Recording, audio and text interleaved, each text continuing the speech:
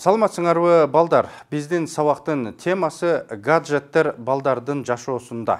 Заманбап гаджеттер биздин күнүмдүк жашообуздун бир бөлүгү болуп калды.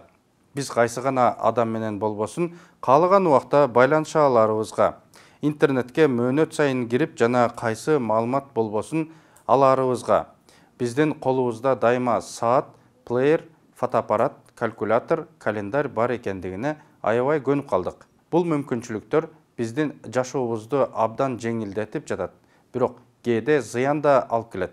Социологиялык сурамжылоонун маалыматтары боюнча 24 жашка чейинки жаштардын 53% интернет көз карандылыктан жапа чегишет. Интернеттен көз карандылык бул адамдын тармакка кирүүнү өжөрлүк менен каалоосу. Ал көп учурда биздин төмөнкүлөргө, окууга, китеп окууга, ата-энелер жана достор менен байланышууга, таза абада сейилдөөгө бөлүнгөн убактыбызды алат.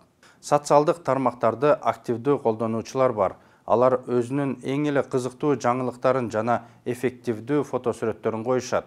Убакыттын өтүшү менен алар жакты жана комментарийлерден көз каранды болуп калышат. Эгерде аларды албаса, анда маанайы түшөт жана депрессиялар пайда болот. Компьютердик оюндардан көз карандылык психологиялык көз карандылыктын жаңы түрү. Психологтар компьютердик оюн ойногон адамдардын 40%га жакыны ушул көз карандылыктан жапа чегет деп эсептешет. Смартфондор жана планшеттер тынч уйкунун душмандары. Экрандын дайыма жарык болуп туруусу нормалдуу уйку үчүн зарыл болгон мелатонин гормонунун синтезин бузат.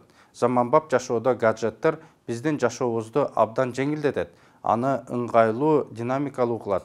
Бирок биз бул техниканы пайдалануунун чегин билүүгө жана ден соолугубузга зыян келтирбөө үчүн аны туура колдонууну үйрөнө билүүгө тийишпиз.